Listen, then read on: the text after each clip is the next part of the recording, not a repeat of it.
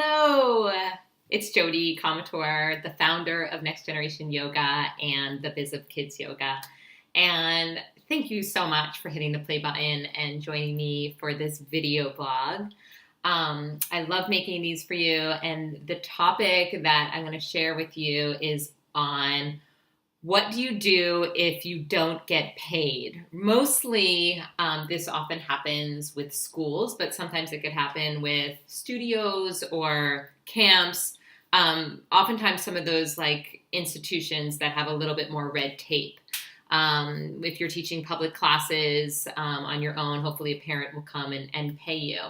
But what do you do if you're working with an organization, a school, a camp, a studio, and you submit your invoice and you're not getting paid? And so this can be really frustrating, especially for so many of us who are working so hard to earn a living doing what we love. And when we don't get paid for what we deserve, it can be really frustrating. And so this was a topic that was we were having a lot of conversation about in our Facebook group, the Tabaki community. And so I thought that I would share some of my insights with you. And so the first thing that I really want to encourage you to do from the very start with your agreement, whether again the school, the studio, the camp, whoever it is, that you have some sort of contract in place that states your payment terms. Now you can have payment terms like I want to be paid the day after I finish teaching, or I want to be paid the day after I finish teaching. But what is important to note is that oftentimes a studio or a school or camp has a different policy or a different procedure with the way they run their bookkeeping and the way they run their paying for their instructors. So it's actually always really good to have a conversation with your point of contact, the person who's doing the hiring, and find out, when do I get paid? What's common mostly with schools is 30 to 45 days. I've even heard 60 days. That's a little bit of a lot. So we want to go for, figure of 30 days is pretty fair. And here's the thing. Oftentimes these places, like I'm talking about a school, for example, is getting their funding from somewhere else. So it's not like they just can be like, here's your check. There's lots of things that they need to do in order to actually cut the check. It's not like they could just sit there and say, here you go, Jody Comator, here's your payment. But they actually have a lot of systems in place and a lot of back end that they need to do. So just keep that in mind as you come to some sort of agreement with the school or the camp or the studio about like what does actually work for them. And you do want to create a win-win, okay? So having it in writing, of course, also having a conversation around it, and then also have these terms on your invoice. So let's just say the agreement is to send an invoice after you teach the class or at the end of the month, you send the agreement, and I would have somewhere on your invoice, and you could just write payment due within 30 days of class taught, or you could put the date, or payment due on the specific date. So it's in writing again. And then if you're sending that by email, you can also put in the body of the email, dear so-and-so, thank you so much for the opportunity to teach at your school, at your camp, at your studio. Attached is my invoice, and please note that payment is due on this date. So again, you're just reinforcing and helping to remind them, okay?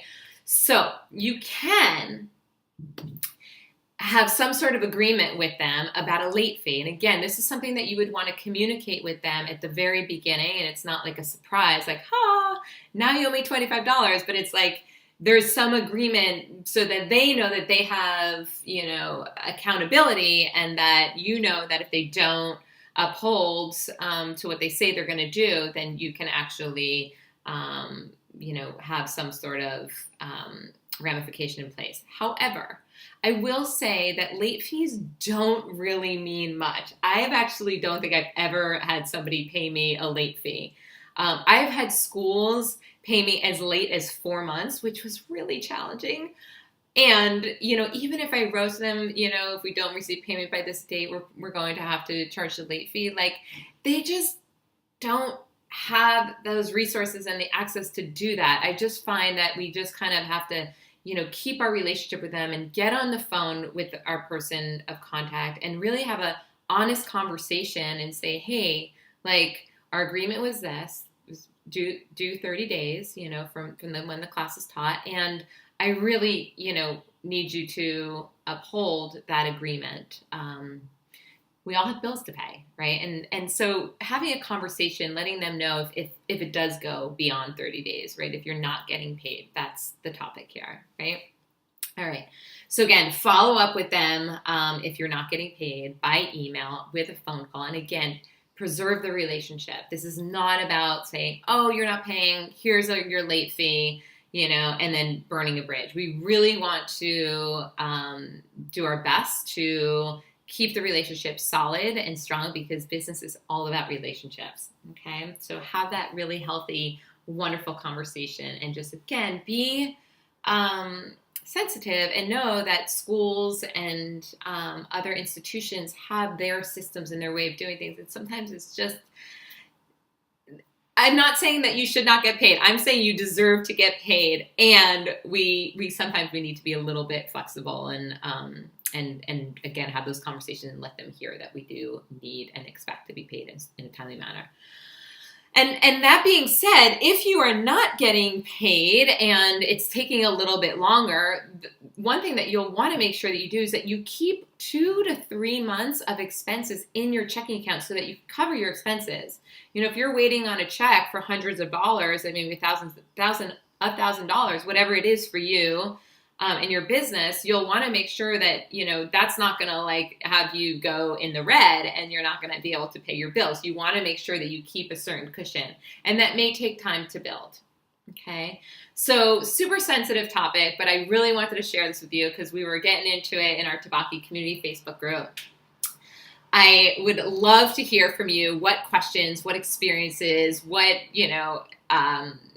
issues have you had around this topic about not getting paid? It's a real thing. It's a real thing that unfortunately we're up against sometimes too often, but I hope not often enough. I hope that some of these tips help you to make this not happen ever again. Thank you so much for watching.